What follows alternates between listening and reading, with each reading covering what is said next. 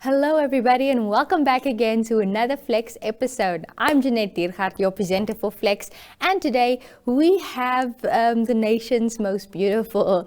We'll be talking to Chelsi Shikongo, Miss Namibia of 2021. So we'll be asking her how her preparations has been going for the Miss Universe that will take place later in the year. So also stay tuned for that interview, and then we will be jumping back into the NHP video, the Namibia Health Risk Solutions in partnership with Mindful Revolution, the mental health series. So stay tuned for that as well if you need any help to guide yourself during these difficult times, especially if you have lost someone to COVID-19. So that will also just help you with dealing with your grief and everything. So stay tuned for all of that, and we will see you at the interview with Chelsi after the short break.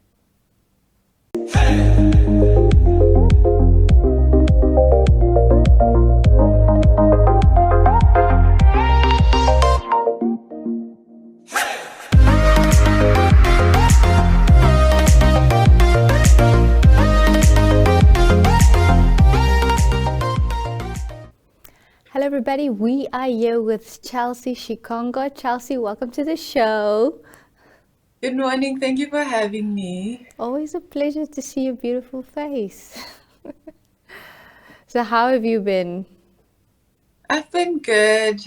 Just trying to keep myself busy and just taking care of myself, yes. Okay, and what has your experience been so far as Miss Namibia? How has it been? It's been very joyful and overwhelmingly supportive, and I just appreciate everybody so much for constantly making sure that I'm okay and that I'm supported and that they're just supportive. It's just been really lovely. No, that's great that everyone has been supportive. And how has your reign been during the COVID-19 pandemic? Has it changed in any way? I would say it has, from like the previous years that the competition took place, as I won during a pandemic and we had a virtual show. So it was very different for me, but it was also good in a way because I got to have a different experience than the other title holders. So I think that kind of made my my year is actually going to be special because of that. And it has not been as difficult as I thought it would be because we're in a pandemic. Okay. And have you been vaccinated yet? Yes, I got vaccinated and I can't wait for my second dose in September. No, that's great to hear. Okay, and what has the overall feeling been in the community and the people that you've worked with about the pandemic? Yeah, I think, you feel it when you're around people that they sort of, kind of trying to be hopeful and optimistic, just the same way that I am, that we will curb this COVID-19 virus in Namibia. And people have just been really a positive mindset to just work through this and go through this in the best way possible. And that's the only feeling that I've been getting, and that people see me as a beam of hope, which also gives Okay. me hope to keep going. Yeah. And what is your opinion about the effect of the pandemic on the mental health of our citizens? I would say it's traumatic. I understand how they feel in regards to this pandemic. It's been going on for 2 years now. And I completely understand why people have anxiety, why they fear what's going to happen next. But it also shows that we're human and that we care about our future and that we just want the best for our future. And it's completely normal for, Namibians to kind of have those feelings of anxiety, and just to know that, or to remind them that, they're not alone. And sometimes I feel it too, But the fact that we are supportive and we're being kind and mindful to each other is really what is going to help us get through this pandemic. Absolutely. And have you Mm. lost anyone near and dear to COVID-19? I can fortunately say no, I have not lost anyone to COVID, and I can only imagine how it feels to lose loved ones to COVID. Yeah, absolutely. I Yeah. believe it's traumatizing to a lot of people. Mm. And okay, let's go back to Miss Universe and your preparations. So you'll Yeah. be doing that. That's pretty awesome. What has your preparation been? It's been going. It's been slow because everybody that I kind of sort of want to work with are also not in the country. So it's very much difficult, and we're kind of getting used to doing everything virtual. So it's been going, but the pace is quite slow because I sort of have to work on the timing of how everything should happen. But it's been going, yes.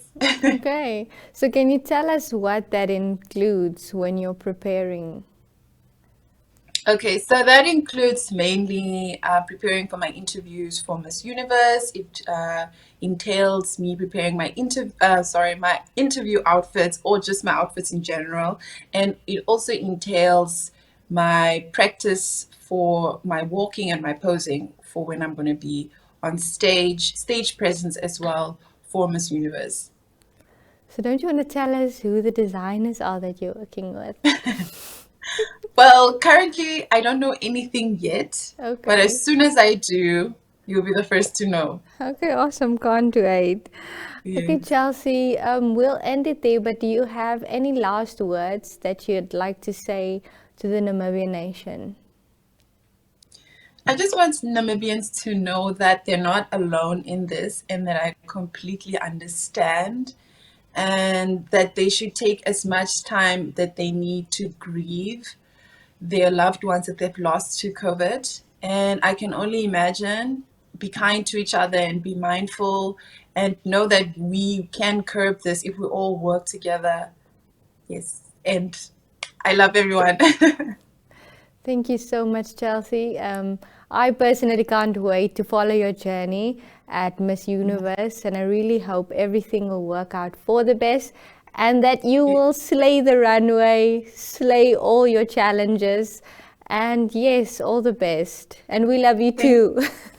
oh, thank you. Thank you so much. Okay, Chelsea, bye. Bye.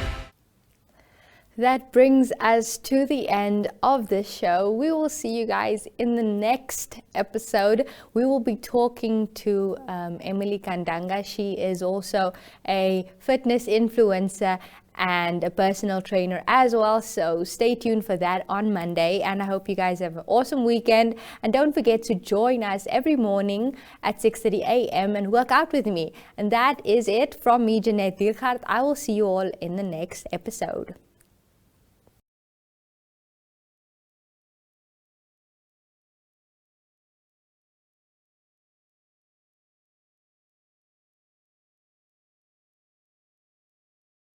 Good day. Happy Friday. Connected. A recent study found that 40% of people report feeling physically and emotionally isolated by working from home.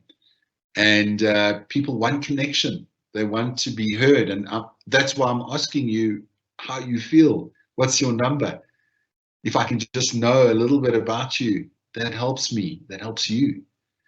And 39% of people, they say they feel a greater sense of belonging when their colleagues reach out to them personally and professionally and acknowledging them on a personal level.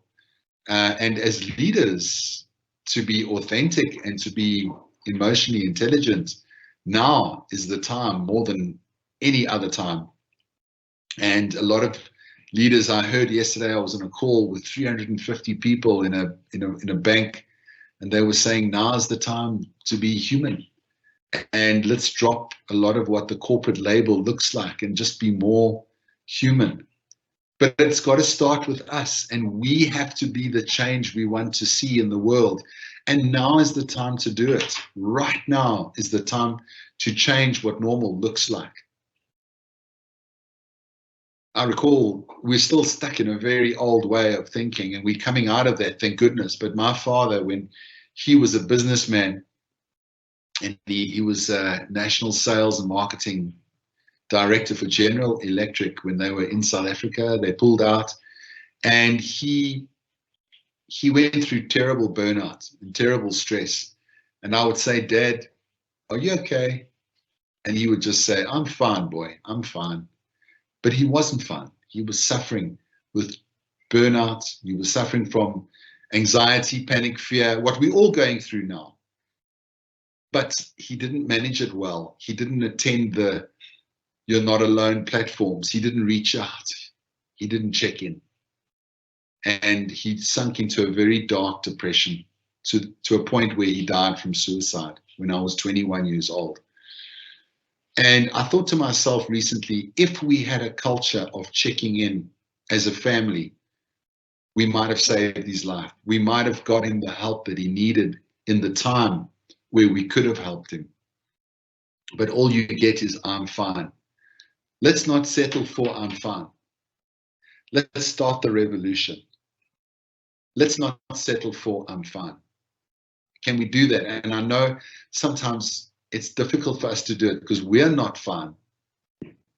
But you know how you start the revolution? You start it by saying, actually, I'm not fine.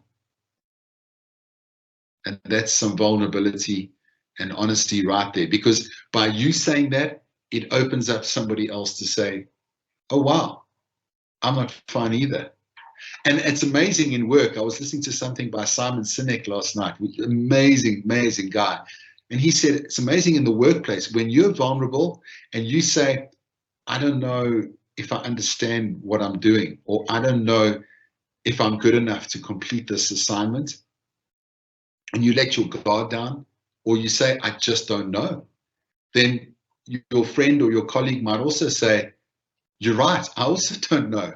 And in not knowing, we don't need to hide our mistakes. Then our productivity and the success of the organization we work increases just by saying, I don't know. Then we can collaborate and communicate. But rather we hide our not knowing. And we don't want anyone to see that we are not perfect. So we create a problem for ourselves and the organization. I used to hide my anxiety from my advertising job. I was an advertising executive for the largest retail outlets, Pick and Pay, as a young man, but I had severe panic attacks. I would have 10, 15 panic attacks a day, and I would vomit, I would purge. Sometimes while I was driving, sometimes in a meeting. As I woke up in the morning, the first thing that I would do is throw up, because the whole day would hit me in the face. This is what's going on. And I remember having a big presentation to do. The room was full of really big people, big managers, bosses, big hypermarkets, marketing managers, directors of Pick and Pay. And I looked at them and I said, I'm feeling nervous. And please forgive me, but I do feel some panic arising. And I was vulnerable. And everybody looked at each other and they looked at me and they said, it's okay, we're on your side. So I did my presentation, but by being honest, all of a sudden my panics dropped down. because I was thinking, well, I told them if I have a panic attack, now I've got nothing to hide. And it worked in my favor, because I finished my presentation, I got a standing ovation, and we signed the deal. And I think it's because people recognized my humanness and my vulnerability.